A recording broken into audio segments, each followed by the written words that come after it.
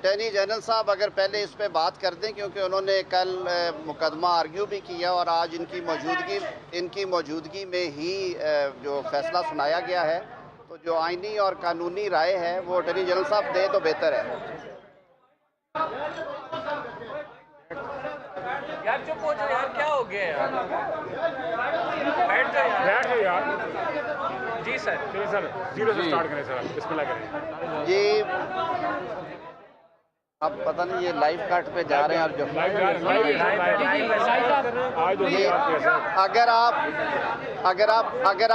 अगर आप मौका देंगे तो बात करेंगे, वरना अटॉर्नी जनरल साहब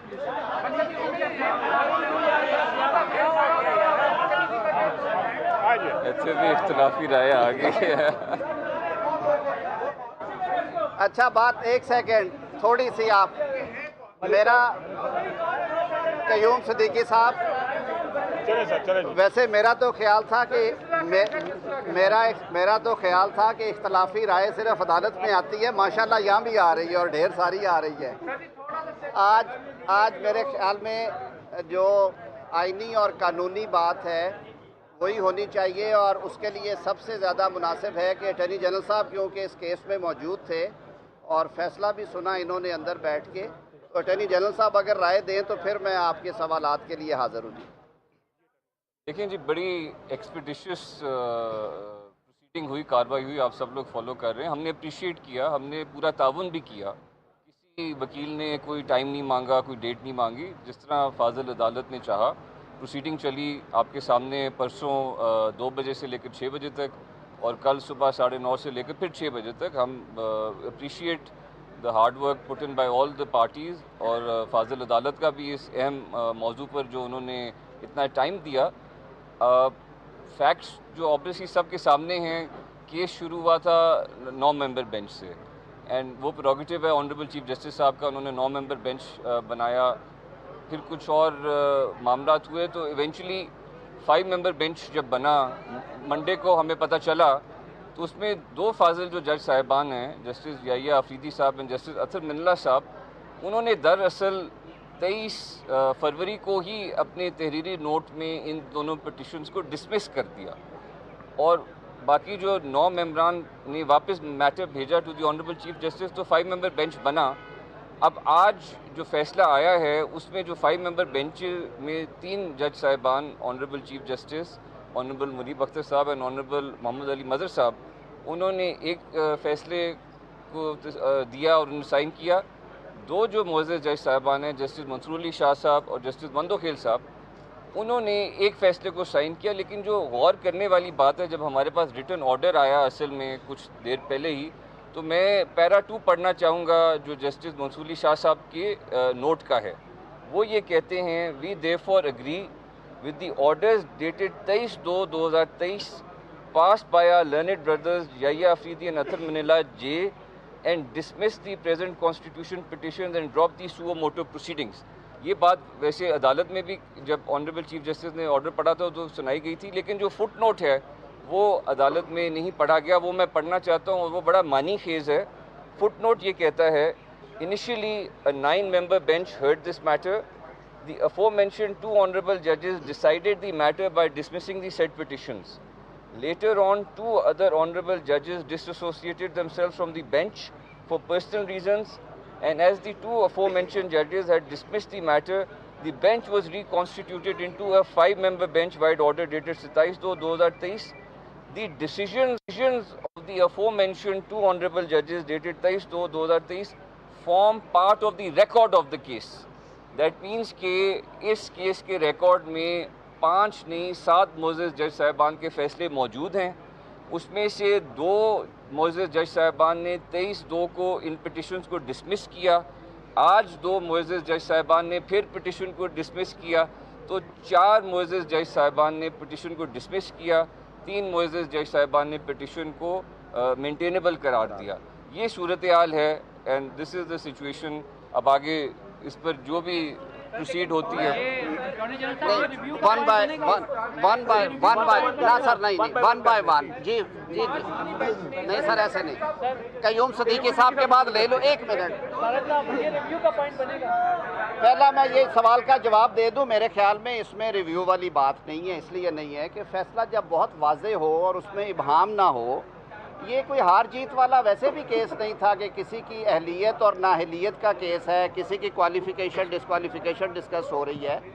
ये एक आइनी नुक्ता आया और उस आइनी नुक्ते की मेंटेनेबिलिटी के ऊपर पहले बहस छिड़ी और उस बहस के नतीजे में 2 बातें सामने आई कि जिन 2 मोअज़्ज़ज़ जज साहिबान ने अपना माइंड डिस्क्लोज़ कर दिया था इस मामले को रेफ़र करते हुए, उनके ऊपर एतराज़ उठाया गया कुछ जमातों के वकला की तरफ से और पाकिस्तान बार काउंसिल की तरफ से जो वकला तंजीम है। उन 2 जज साहिबान ने अल्टीमेटली रज़ाकाराना तौर पे अपने आप को बेंच से अलग कर लिया, रिक्यूज़ कर लिया। मैं समझता हूँ कि उनका ये फ़ैसला साहिब था, क्योंकि कहते हैं कि इंसाफ होता हुआ नज़र आना चाहिए और उसकी कोई बैकग्राउंड भी और हिस्ट्री भी थी उन 2 जज साहिबान के हवाले से। अब 7 जज साहिबान में से 2 जज साहिबान 23 तारीख को अपना फ़ैसला दे के दस्तखत कर चुके। उन्होंने कहा कि हम इन पिटीशंस को मेंटेनेबिलिटी की बुनियाद पे ख़ारिज करते हैं, ये काबिल समात नहीं हैं। सुओ मोटो का इख्तियार भी इस केस में इसलिए इस्तेमाल नहीं होना चाहिए कि मामला हाई कोर्ट्स में पेंडिंग है और 184(3) की जो सुप्रीम कोर्ट की अदालत उज़्मा की पावर्स हैं उनके बारे में भी उन्होंने ये राय दे दी। आज जब फ़ैसला आया 5 रुकनी बेंच का, चीफ़ जस्टिस साहब ने इस अरसे में ये मुनासिब समझा कि वो 2 जज साहिबान क्योंकि अपनी फ़ाइनल ओपिनियन दे चुके हैं, वो फर्दर इस मामले में नहीं बैठना उनका मुनासिब, सो लिहाजा उन्होंने जो दीगर 5 जज साहिबान थे उनको बेंच का हिस्सा बनाया और उनके सामने केस आर्ग्यू हुआ। आज के फ़ैसले में 3 जज साहिबान ने कहा कि ये प्रोसीडिंग्स मेंटेनेबल हैं और उसमें उन्होंने मज़ीद 1-2 चीज़ें लिखी जो अटॉर्नी जनरल साहब ने आर्ग्यू कल की थी कि एक तो जो आइन का आर्टिकल 254 है जो कि ये कहता है कि अगर आइन के तहत किसी चीज़ को एक मुकर्ररा वक्त में होना है और वो चीज़ उस मुकर्ररा वक्त में नहीं हो सकी, वो एक्शन नहीं हुआ, तो इस वजह से वो गैर आइनी नहीं होगा कि उस टाइम फ्रेम में, यानी कि इंतखाबात 90 दिन में नहीं हुए। आज उन्होंने ग्राउंड रियलिटीज़ देखते हुए उन 3 जज साहिबान ने भी कहा कि गवर्नर और ECP या सदर और ECP मुशावरत से डेट दे और कोशिश करे कि वो 90 रोज़ तो अब गुजर जाएंगे, वो जो ओरिजिनल 90 रोज़ थे, यानी कि वो जो 15 अप्रैल के अंदर अंदर थे, लेकिन अर्लीस्ट पॉसिबल जहाँ पे इंतखाबात हो सकते हैं मुशावरत के बाद वो कोशिश करें। इसमें कोई दूसरी राय नहीं है, लोगों की भी ये राय है। हम भी समझते हैं कि अगर हालात साजगार हों, अगर इंतखाबात इंसानी जानों से ज़्यादा कीमती हैं या अगर मुल्की हालात इजाज़त दे रहे हैं तो 30, 40, 50 दिन में हो, अगर वो 80, 90 दिन में होने हैं तो ये डिस्क्रेशन भी आइन देता है इलेक्शन कमीशन और बाकी स्टेक होल्डर्स को। इस बहस को छोड़ देते हैं। आज की बहुत क्लियर जजमेंट है। 2 मोअज़्ज़ज़ जज साहिबान ने कहा कि हम एग्री करते हैं जो फ़ैसला 23 फरवरी को 2 दीगर अरकान जस्टिस याहिया अफरीदी साहब और जस्टिस अतर वनीला साहब ने तहरीर की है अपने नोट्स कि ये पिटीशंस मेंटेनेबल नहीं है, ये काबिल समात नहीं हैं। और साथ उन्होंने कहा कि हम ये भी समझते हैं कि वो जो 2 जज साहिबान के फ़ैसला जात हैं वो आज के इस फाइनल ऑर्डर का हिस्सा हैं। तो मेरे ख्याल में इसके बाद ना रिव्यू की ज़रूरत है ना फर्दर तशरीह की ज़रूरत है। मैंने अपना ज़ाती मौक़िफ़ दिया था।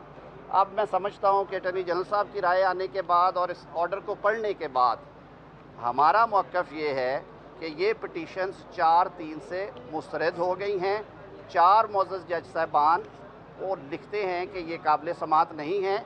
अब ये फ़ैसला कानून और आइन के मुताबिक हाई कोर्ट्स में जो पेंडिंग प्रोसीडिंग्स हैं उनमें हो जाना चाहिए। आप बड़े सीजन लॉयर हैं, आप ये बताएं कि चीफ जस्टिस ने आके ऑपरेटिव पार्ट पढ़ा और हमेशा operative part he order of the day consider किया जाता है, उसमें अगर वो अनाउंस कर रहे हैं 3-2 और ये जो आपने बताया ये फुट नोट में लिखा हुआ है, तो एम्बिग्यूटी इटसेल्फ यहाँ पे है कि कौन सा फैसला माना जाए। आप 4-3 कह रहे हैं, चीफ जस्टिस ने 3-2 से फैसला दिया है। मैं अर्ज़ करता हूँ, देखिए एक बात तो तयशुदा है कि ये 7 रुकनी बेंच जो है, 7 जज साहिबान जो हैं वो बेंच का हिस्सा थे। 2 जज साहिबान 9 में से रज़ाकाराना तौर पे रिक्यूज़ कर गए थे।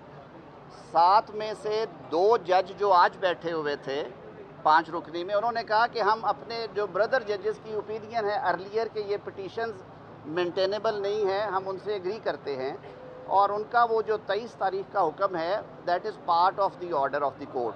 तो मतलब ये है कि उन्होंने उसको एंडोर्स करते हुए आपको मैं 4-3 क्यों नहीं अनाउंस किया? चीफ जस्टिस ने 3-2 क्यों अनाउंस किया? आप मेरे ख्याल में कुछ चीज़ें ऐसी हैं जिन पे अभी मज़ीद शायद डिबेट हो, लेकिन कानून में कुछ चीज़ें वाज़ेह नज़र आ रही होती हैं। मेरी नज़र में तशरीह तलब मामला नहीं है, रिव्यू की ज़रूरत नहीं है।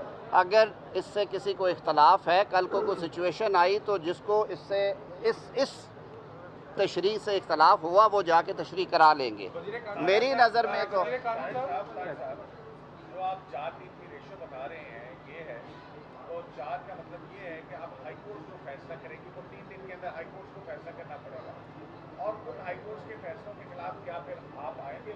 क्योंकि अब तो आप देखें 3 जज साहबान जो कहते हैं सदर का पंजाब में है, और केपी गवर्नर का है, और दूसरा केपी गवर्नर के हवाले से उन्होंने ब्रीच ऑफ कॉन्स्टिट्यूशन के मुताबिक हुए हैं।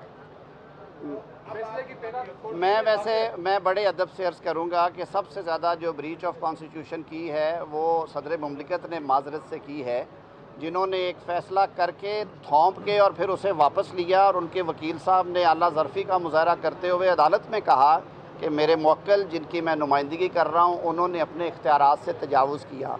तो ये बात भी ज़रूर आनी चाहिए कि आया सदर मुमलिकत आइनी ओहदा रखते हुए इन सारी चीज़ों से उन्हें मुबर्रा हो के बिल्कुल आइन के मुताबिक फ़ैसले करने चाहिए या पार्टी वर्कर के तौर पे करने चाहिए। मेरे लिए ये बात बड़ी तकलीफ़ दे है पाकिस्तान के शहरी की हैसियत से, कानून के तालिब इल्म की हैसियत से, कि सदर मुमलिकत जिन्हें आइन पाकिस्तान एक बहुत बड़े मनसब पे फाइज करते हैं और उनका बड़ा किरदार है इसमें, वो इस तरह की बातें करे जो कि उनके मनसब के इख्तियारात में नहीं आती। ये एक अलग बहस होगी। आपने कहा कि हाई कोर्ट्स, देखिए अभी ये फ़ैसला आ गया है, अब हाई कोर्ट्स में दरखास्तें खारिज नहीं हुई अभी तक, दोनों हाई कोर्ट्स में पेंडिंग है। पेशावर हाई कोर्ट में मामला ज़ेर तनकी है, लाहौर हाई कोर्ट में इंट्रा कोर्ट अपील मौजूद हैं।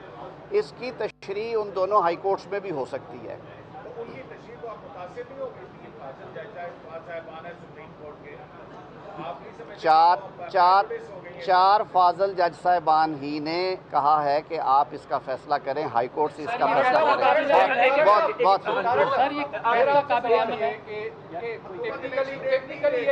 जी नहीं, हुकूमत का तो नहीं, बिल्कुल नहीं। अच्छा, मैं ये बात भी वाज़ेह कर दूँ, कल भी पाकिस्तान मुस्लिम लीग नून के, पाकिस्तान पीपल्स पार्टी के और JUIF के वकला साहिबान अदालत में मौजूद थे। ये बात हम ऑन रिकॉर्ड कह रहे हैं कि कोई इलेक्शन से नहीं भाग रहा। हमारा सिर्फ ये कहना है कि इंतखाबात की तारीख़ और इंतखाबात के इनकाद इस मुल्क में हमेशा आइन कानून के मुताबिक होते रहे हैं और तारीख़ों में रद्दोबदल होता रहा है। ये पहली दफ़ा नहीं होगी कि तारीख़ों में रद्दोबदल हो। हमारे वकील साहब ने एक मौक़िफ़ पेश किया, ये मुकदमा मैं कौम के सामने रखता हूँ, कौम खुद डिसाइड करे। इजाज़त देंगे मुझे? अगर आप इजाज़त दें तो मैं बोलूँगा। इतनी बात उन्होंने कही कि 35 अरब रुपए के ख़र्च से डिजिटल मरदमशुमारी हो रही है, जो कि आज शुरू हो गई है, और उसका रिज़ल्ट जो है वो 30 अप्रैल को दिया जाए। 5 साल से ये बहस चल रही है कि जो पिछली मरदमशुमारी है वो दुरुस्त नहीं थी, उस पर तहफ़्फ़ुज़ात हैं बहुत से सेगमेंट्स को सोसाइटी के। उसके बाद पता चलेगा कि मुल्क के किस हिस्से की आबादी का तनासुब कितना है, और हमारा आइन कहता है कि कौमी असम्बली में नशिस्तों की जो तकसीम है वो रकबे पे नहीं, वो आबादी पे होगी। हमारे मुल्क के जो फेडरेटिंग यूनिट्स हैं उनमें हल्का बंदियों के बाद उतार चढ़ाव की उम्मीद है। सूबों के अंदर भी, पंजाब में आपको पता है कि सराइकी सूबा या मुल्तान सूबे के बारे में लोग कहते हैं कि जी साउथ पंजाब में वो फ़ंड्स नहीं जाते, और फ़ंड्स की तकसीम भी आबादी के तनासुब से होती है, रिप्रेजेंटेशन भी। आज पंजाब में आप इलेक्शंस करा रहे हैं सेंसस से पहले, कौमी असम्बली जाएगी सेंसस के बाद अक्टूबर में, तो ये एक तो सबसे बड़ा कॉन्फ्लिक्ट ये आएगा कि जहाँ पे आबादी का तनासुब कम या ज़्यादा हो गया, वहाँ पे कौमी असम्बली की सीटें और तनासुब में फ़र्क पड़ेगा। सूबे के एक एक हलके के ऊपर सारी फॉर्मेशन चेंज हो जाएगी। दूसरा सदीकी साहब, दूसरी बात, मैं 254 सदीकी साहब ज़रा 1 मिनट मुझे दें। दूसरी ये है कि हमने तारीख़ से सबक सीखा। 1977 के इंतखाबात पाकिस्तान पीपल्स पार्टी जीत जाती अगर निगरान हुकूमतों के साथ, तो शायद वहाँ पे तहरीकें ना चलती और मार्शल लॉ मुसल्लत ना होता। 1997 के इंतखाबात पे जब पूरी मुस्लिम लीग नून ने 2/3 ली, लोगों ने उंगलियां उठाई, इसके बावजूद कि अवाम का फैसला था।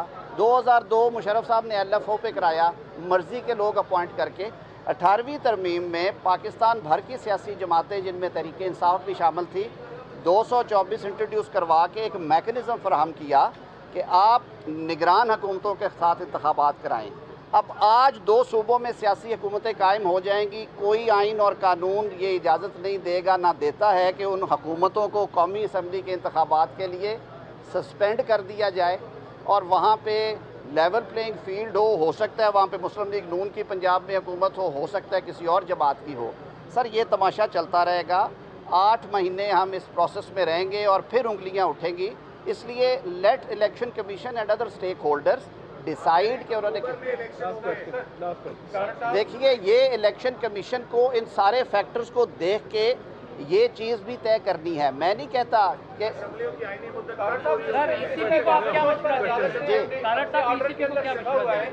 फौरी तौर पर इलेक्शन कमीशन सदर के साथ एडवाइस करे और तमाम अथॉरिटीज को हिदायत की है कि इलेक्शन कमीशन की मदद करें। इसका मतलब कि मामला सारा इलेक्शन की तरफ ही जाएगा। फिर आप सर कोई इलेक्शन से नहीं भाग रहा, ये एक आइनी पोजीशन थी जो कि आपने कहा आपके सामने रखना ज़रूरी थी।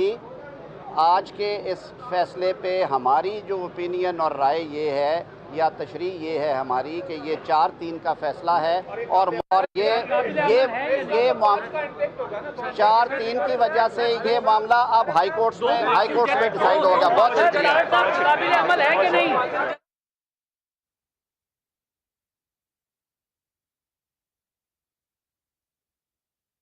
में वफाकी वज़ीर कानून आज़म नज़ीर तारड़ और अटॉर्नी जनरल मीडिया से गुफ्तगू कर रहे थे और उन्होंने ये कहा कि ये 4-3 का फैसला है। उन्होंने कहा कि ये 3-2 का नहीं बल्कि 4-3 का फैसला है। वफाकी वज़ीर कानून आज़म नज़ीर तारड़ मीडिया से गुफ्तगू कर रहे थे।